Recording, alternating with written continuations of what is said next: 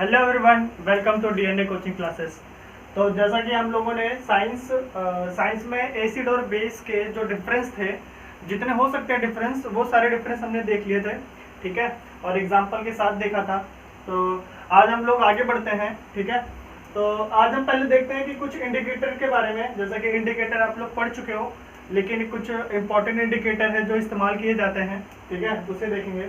तो जैसा कि 2 लिटमस पेपर आप जानते ही हो, फेनोल्फथालीन भी सुने थे, एक मेथिल ऑरेंज सॉल्यूशन है, ठीक है। तो ये क्या होता है हमारा रेड लिटमस।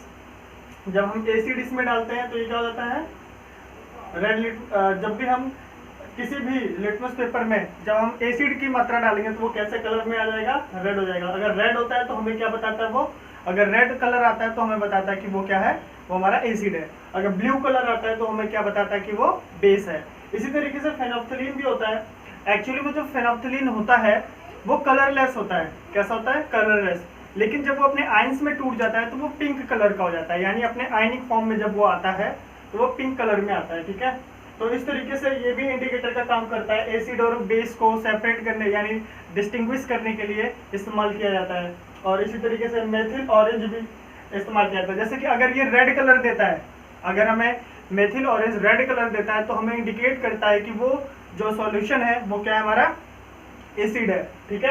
और येलो कलर देता है तो येलो कलर हमें बताता है कि हमारा जो सॉल्यूशन है वो क्या है, हमारा बेस है, ठीक है। तो मेथिल ऑरेंज का ये प्रॉपर्टी होती है। तो केवल इसमें इतना ही देखना था हमें। तो आगे देखते हैं जो मेन हमारा है। अब हम जितने भी एसिड बेस हमने देखा, बहुत सारी थ्योरी पढ़ी इसके बारे में, बहुत सारी चीजें याद की, रटे, ठीक है। लेकिन अब बात आ गई है रिएक्शन की। जितनी भी रिएक्शंस होती है यानी अभिक्रियाएं देखेंगे कि जब भी सबसे पहला जो रिएक्शन होगा वो क्या होगा, how acid and base react with metals. Metals जैसा कि आप लोग जानते हो, सोडियम हो गया, मैग्नीशियम हो गया, जिंक हो गया, है ना। ऐसे जितने भी मेटल्स हैं ये सब जब हमें एसिड से रिएक्ट कराएंगे या बेस से रिएक्ट कराएंगे तो क्या होगा, क्या रिएक्शन बनेगी, किस तरीके से क्या प्रोसेस होता है। और एक आपको डायग्राम यहाँ पे दिख रहा है, अभी आपको समझाया जाएगा यहाँ पे कि किस तरीके से जब ये रिएक्शन होती है तो एक्चुअली में होता क्या है इंटरनली, ठीक है। उस चीज को हम यहाँ पे देखेंगे। तो चलो स्टार्ट करते हैं। सबसे पहले यहाँ देखते हैं, हम सारे ऑपरेटर्स ले लेते हैं। स्टैंड हो गया ये हमारा, ये ट्यूब्स हो गया, ठीक है। और ये इसमें क्या होगा, एक बार ले लेंगे, उसके अंदर हम सॉफ्ट सॉल्यूशन डाल देंगे यानी साबुन का सॉल्यूशन डाल देंगे, ठीक है। और इस तरीके से ये परत मिली, यहाँ से पाइप के ट्यूब के द्वारा यहाँ से गैस जो होगी यहाँ से आएगी और सॉफ्ट सॉल्यूशन से होते हुए बाहर निकलेगी, ठीक है। तो सबसे पहले हमने क्या किया, जिंक ग्रेन्यूल्स लिया। ग्रेन्यूल्स ये भी क्या है, छोटे छोटे टुकड़े होते हैं, क्रिस्टल्स होते हैं किसके, जिंक के। इसको हमने H2SO4 है ना, H2SO4 सॉल्यूशन यानी डाइल्यूट होना चाहिए, स्ट्रॉन्ग नहीं होना चाहिए, ठीक है। इसके साथ मिक्स कर देते हैं, ठीक है। जब इसको, तो ये हमारा एसिड हो गया। कैसा हो गया ये एसिड। और ये जिंक ग्रेन्यूल्स ये हमारा क्या हो गया, एक मेटल का काम करेगा, मेटल है हमारा जिंक, ठीक है। जब ये एक दूसरे से रिएक्ट करेंगे तो रिएक्शन तो यही हो रहा है, how acid and base react with metals. तो अभी हम एसिड की बात कर रहे हैं, बेस की बाद में बात करेंगे। तो ये जो डायग्राम है वो मेनली किसके लिए, एसिड के लिए है, ठीक है। अब क्या होगा, यहाँ से हाइड्रोजन गैस निकलेगी। क्या निकलेगी, हाइड्रोजन गैस। और इस पाइप से होता हुआ वो कहाँ पे जाएगी, सॉफ्ट सॉल्यूशन के अंदर। जब भी वो सॉफ्ट सॉल्यूशन के अंदर जाएगी तो वो एक बबल्स बनाएगी। क्या बनाएगी, बबल्स बनाएगी। और वो बबल जो हाइड्रोजन होगा, उस बबल के अंदर हाइड्रोजन गैस क्या हो जाएगी, फिल्ड हो जाएगी कंप्लीटली।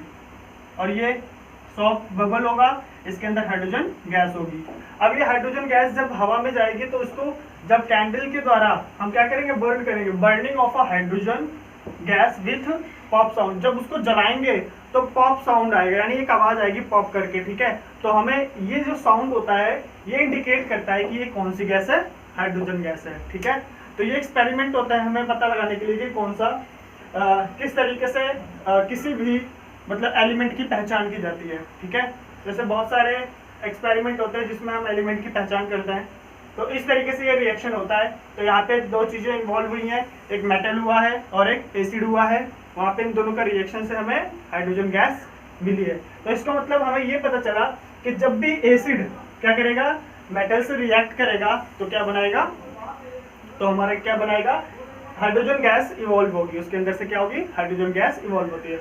एक्चुअली में होता क्या है, जब भी ये रिएक्शन होता है, जब भी ये रिएक्शन होगा तो वो एसिड के अंदर से जो हाइड्रोजन है ना उसको डिस्प्लेस कर देगा। बात समझना, ये एसिड है, मैंने बताया था कि जब भी एसिड और एक एसिड हो गया और एक बेस हो गया तो एसिड के अंदर H+ आयंस होते हैं और बेस के अंदर OH- आयंस होते हैं, ठीक है। तो इसके अंदर जो H+ आयंस है वो क्या हो जाएगा, डिस्प्लेस हो जाएगा, वो निकल जाएगा, उससे हट जाएगा, और जो बचा हुआ जो पार्ट है इसका वो किसके साथ चल जाएगा, मेटल के साथ, और एक कंपाउंड बना लेता है, ठीक है। इस तरीके से ये रिएक्शन होती है इनके अंदर। तो चलो हम लोग कुछ रिएक्शंस देखते हैं इसके। तो सबसे पहले हम देखेंगे किसके साथ रिएक्शन, सोडियम के साथ। हमने सोडियम के साथ रिएक्शन कराया, देखो ध्यान से। मैग्नीशियम ले लेते हैं पहले, मैग्नीशियम लिया, ठीक है, और रिएक्ट कराया मैग्नीशियम को HCl के साथ। किसके साथ कराया, HCl। HCl के साथ जब रिएक्शन होगा तो ध्यान से देखिए MgCl2 बनेगा। क्या बनेगा, MgCl2, और हाइड्रोजन गैस रिलीज होगी। तो यहाँ पे देखते हैं इसे, ये हमारा पहले से बैलेंस है या नहीं है, तो चेक करते हैं बैलेंस है कि नहीं। तो ये रिएक्शन आप लोग लिखते चलना एक एक करके, बहुत इंपॉर्टेंट है, ठीक है। अभी बहुत सारे 2-3 और एग्जाम्पल में दूंगा इसके, आप लोग याद रहेगा ये रिएक्शन तो अच्छा होगा। चलो देखते हैं। मैग्नीशियम जब HCl के साथ रिएक्शन किया तो मैग्नीशियम क्लोराइड बना और प्लस हाइड्रोजन गैस। तो यहाँ पे हमें यहाँ पे दिख रहा है कि क्लोरीन 2 है और हाइड्रोजन 2 है, तो यहाँ पे हमने बैलेंस कर दिया। इस तरीके से ये रिएक्शन भी हमारी क्या होगी, बैलेंस हो गई। दूसरा रिएक्शन देखते हैं, जब एल्युमिनियम के साथ HCl का रिएक्शन होगा, ठीक है, HCl का रिएक्शन होगा, ये मिटा देता हूं मैं। HCl का रिएक्शन कराएंगे तो क्या बनेगा हमारा, एल्युमिनियम क्लोराइड और साथ में हाइड्रोजन गैस, ठीक है। तो हमें बैलेंस करना होगा, से 2 कर लेते हैं, तो यहाँ पे आ जाएगा हमारा ये 2 हो जाएगा, और क्लोरीन कितने हो गए, 6 हो गए, तो यहाँ पे 6 कर लेंगे। हाइड्रोजन कितना हो, यहाँ पे 6 हो गया, यहाँ पे 2 है, तो यहाँ 3 कर लेते हैं, ठीक है। तो इस तरीके से ये हमारा इक्वेशन भी क्या हो गया, बैलेंस हो गया। नोट करते रहिए आप लोग। एक और एग्जांपल लेते हैं, कैल्शियम के साथ,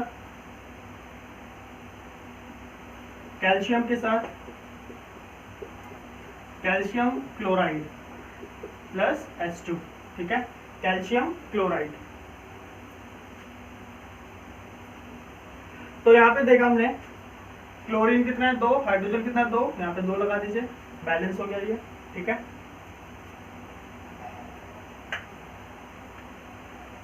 चलो ठीक है, तो इस तरीके से ये रिएक्शन हो गई। अब हम साथ में, ये हो गया एसिड के साथ। अब बेस का एक हम देखेंगे कि बेस के साथ जब रिएक्ट करेगा तो क्या होगा, ठीक है।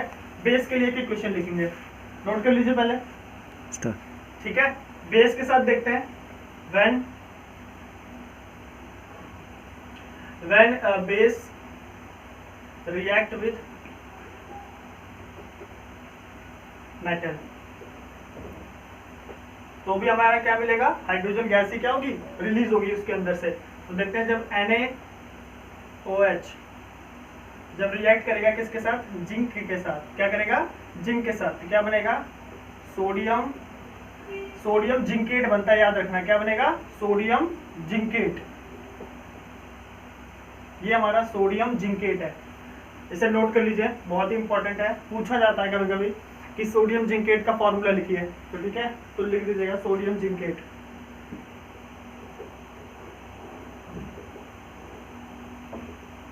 ठीक है, सोडियम जिंकेट। तो आज के लिए केवल इतना ही। आज हमने क्या पढ़ा, react with acid and base, ठीक है। अब इसके कार्बोनेट के साथ रिएक्शन देखेंगे, इसके ऑक्साइड के साथ रिएक्शन देखेंगे, एसिड और बेस आपस में जब रिएक्शन करेंगे इसको देखेंगे। इस तरीके से धीरे धीरे आगे बढ़ेंगे, ठीक है, ताकि सारे एग्जांपल्स और क्या कहते हैं रिएक्शंस हमें याद भी होते रहे, रिवीजन भी होता रहे। एक साथ बहुत ज्यादा रिएक्शन आ जाएंगे तो आप लोग याद भी नहीं कर पाओगे, ठीक है। तो इतना जो जितना बताया गया है उतना आप लोग पहले अच्छे से नोट्स बना लेना, ठीक है। तो एक और जरूरी बात, आप लोग का जो पहला चैप्टर था, ठीक है, केमिकल इक्वेशन एंड रिएक्शन, ठीक है, उसका वो कंप्लीट हो गया पूरी तरीके से। तो आप लोगों का टेस्ट होगा तो टेस्ट आप लोग को कल या परसों में अपलोड करा दिया जाएगा, ठीक है। तो आप अच्छे से प्रिपेयर हो जाइए पहले चैप्टर के लिए, और उम्मीद है अच्छे मार्क्स आने चाहिए, ठीक है। और कोई भी प्रॉब्लम हो तो वीडियो आप लोग की बनी हुई है, आप लोग के लिए ही बनी है, उसको दोबारा से पढ़ के रिवाइज करके, ठीक है, आप दे सकते हो। तो आज के लिए इतना ही। तो चैनल को लाइक कीजिए, सब्सक्राइब कीजिए, शेयर कीजिए। Thank you.